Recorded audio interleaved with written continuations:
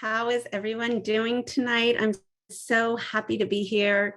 I'm so excited to be a part of this panel. And wow, what a great panel this is. I'm just looking at everyone on board and all the great work that's happening. And I think that everyone out there paying attention and listening to this right now needs to see what connection is. And this is a group of people here that are committed to absolutely giving mental health a priority in all of our lives, but especially our kids' lives.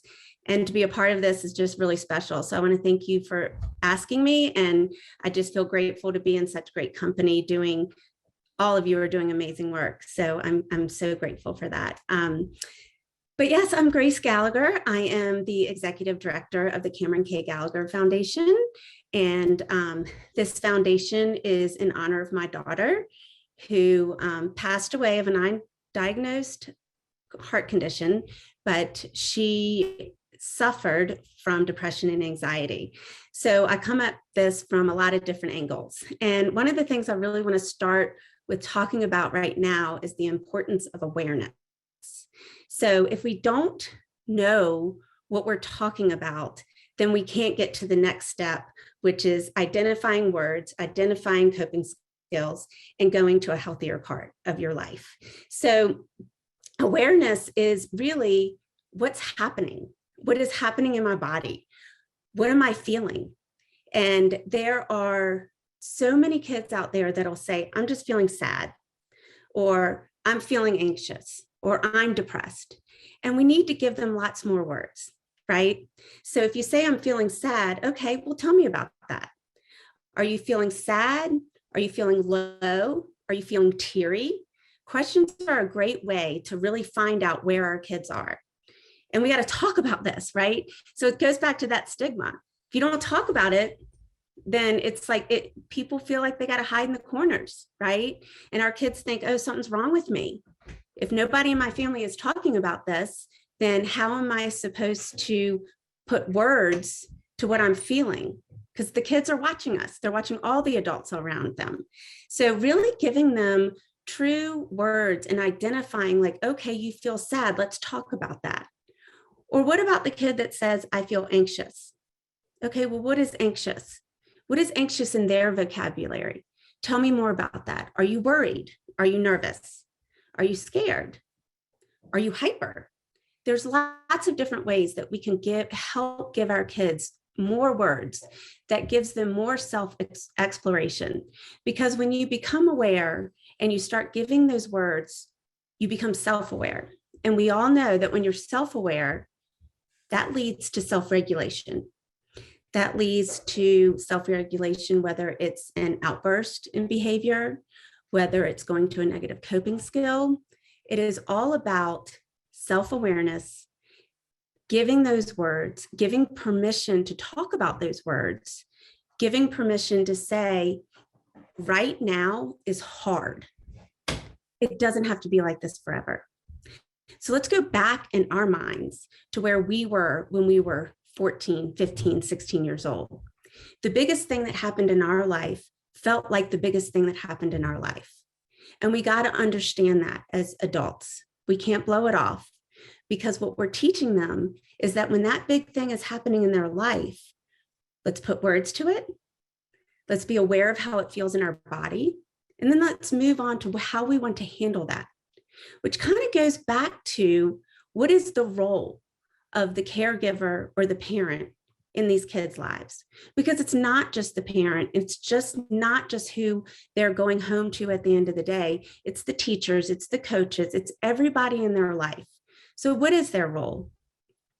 You know, they get annoyed with us and they act like they're not listening and they're not watching, but they really are. And so how we approach our mental health is so important. It is so important on how we are taking care of our mental health. And at the same time, let's face it, it's hard as adults. It is really hard as adults to not always react to those teens and children and adolescents that are in our life. So I just want to remind everybody, and I will probably botch this quote, but Viktor Frankl said, there is freedom between stimulus and response. And it's that space between that gives us freedom. So as adults, that stimulus of whatever comes at us from our kids, whether it is a behavior of theirs, whether it is a concerned counselor, whatever comes at us, you have to take that moment, you have to pause, and then you have to choose how you're going to respond, because our children are watching and they're watching how we respond. And if they watch us take a moment and take a breath in different things in our life, then they may just do that in theirs. The other thing as adults is that we really try to fix things. We try to always have the answers. It's okay to be human as an adult, and it's okay to say, I don't have the answers, but we can figure it out together. And where that comes in a huge, huge way for our kids is to truly active listen. As they're talking to us, as they're melting down in front of us, as they're having a total tantrum in front of us, are we in our head constantly thinking, how are we going to fix this? What is the answer? Or are we just holding that moment for what it is, a moment in time that feels out of control? And then you learn a lot more of what's happening with that individual, with that teen in front of you, as opposed to the entire time you're going into fix mode. It's hard. We want to fix these things. We want to have all the right answers, but it's okay that we don't. It's that presence. It's that time to say, I got you. We're going to figure this out together. And that kind of goes into the resilience piece of things. So let's talk a little bit about resilience. What is the true definition of resilience? Because we all have a different definition. The psychological definition of resilience is the ability to bounce back to a balanced state after facing disruption in life. And I'm a visual person. So what I like to think about is a rubber band. It gets stretched and stretched, but we got to get back to that form so it can hold what it's supposed to hold. So think about that in life. You're being stretched and stretched, and you've got to be able to get back to that form so that you can hold yourself in a healthy way. So psychologists will tell you that the 5 pillars of resilience is self-awareness, mindfulness, self-care, positive relationships, and purpose. And the number one factor in becoming resilient in your life, in your kids' life, is positive relationships. And it's those relationships they build over time. It's those relationships that are there always, so that when a challenge does come, they have like a North Star. They have something to go back to. They don't even know that they're going back to that. But the more you surround them with positive influence, and sometimes that's a role model on the TV, and sometimes that's a role model in the grocery store that you don't even know the person's name. Surround them with positive relationships. They will be able to become more resilient when that happens. You know, Stephen Covey has something that a quote I'd like to share. And he says, begin each day with the blueprint of my deepest values firmly in mind. Then when challenges come, make decisions based on those values. I encourage all parents, all teachers, all coaches, that when you are with children, that you have a group of maybe 3 core values, whether it's for your team, for your family, or for your classroom, so that when there's a challenge or something happens, they know that those 3 core values they can go back to. They can make decisions on those 3 core values. They can progress on those 3 core values. And then I also challenge you as adults to look at, how do you face challenges? How do you become more resilient? Because again, they are watching. So when our kids watch us and you are faced with a challenge, do you face them? Do you tend to ignore them? Do you tend to deny them? There's no judgment. Just have some self-awareness there for yourself. Just go ahead and say, how do I handle this? Because every day is an opportunity for us to grow and be more and be better. We're not locked into a box of who we were when we were 5, 15, and 25.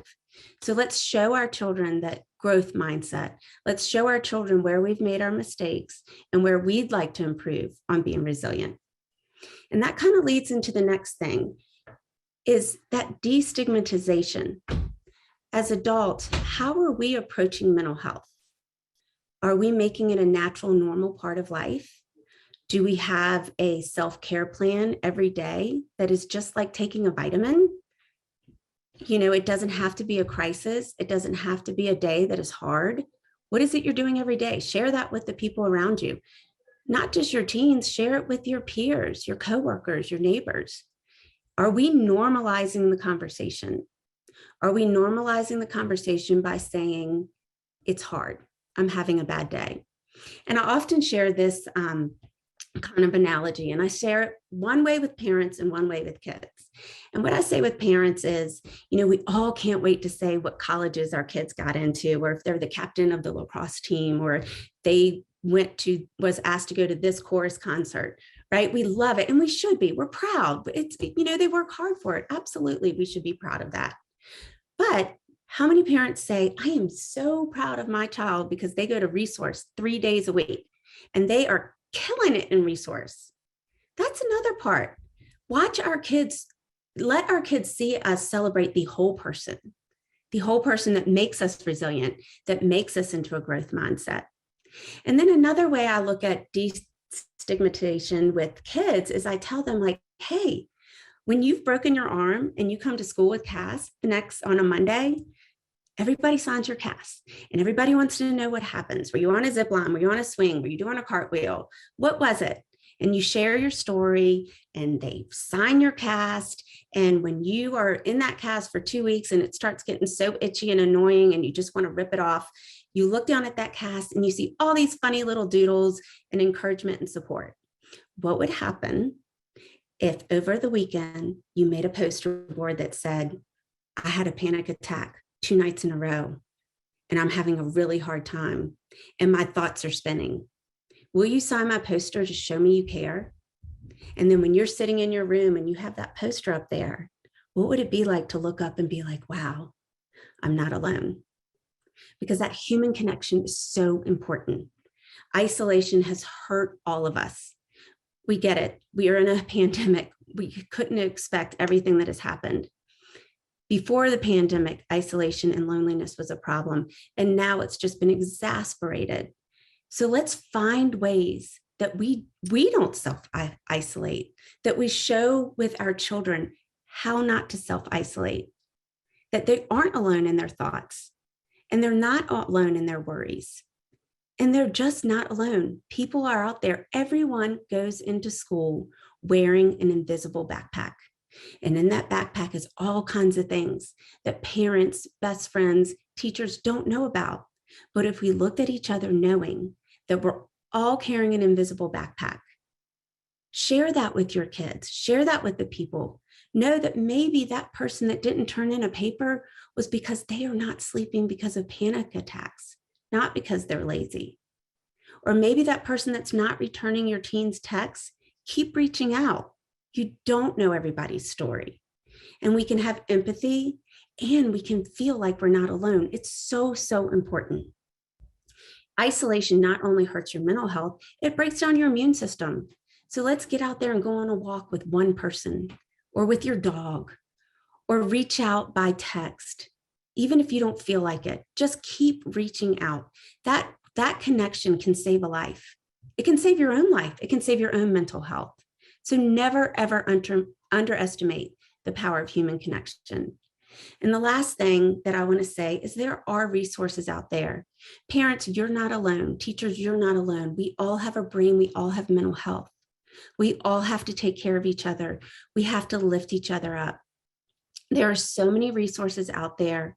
You can go to our website, the ckgfoundation.org. We have a resource page there. We offer conversations with CKG that is specifically for parents, discuss all kinds of different subject matters. We have the Cameron K. Gallagher Resource Center at the Virginia Treatment Center for Children. And what's so beautiful about that place is that they have parent navigators that will answer the phone and they will help you. It's like a GPS system. We're parents, we're trying to figure this out and we don't always know where to go. And so they'll help you, they'll guide you in the right direction. So I just encourage you, everyone out there, always prioritize your mental health. And that sometimes we're going to have down days, and sometimes that day is going to go a little bit longer. and a little bit longer. Be aware of yourself. Be aware of how you're taking care of yourself. Be aware of how your body feels. Let's become self-aware so we can all self-regulate. Let's teach that to our children. Let's keep this conversation going every single day. How many times do we ask our kids, who'd you sit with at lunch? How was your day? How was soccer practice? Okay. How about saying, tell me, you woke up this morning, you seemed a little off. How's today on a scale of 1 to 10? How do you feel? Did you feel worried today? Did you feel anxious today?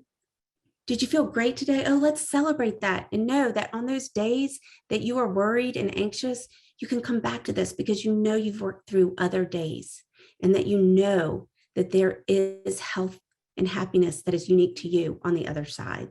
So thank you so much for prioritizing mental health and being here tonight and listening to all these wonderful people and letting me be a part of it. I really appreciate it. Thank you so much.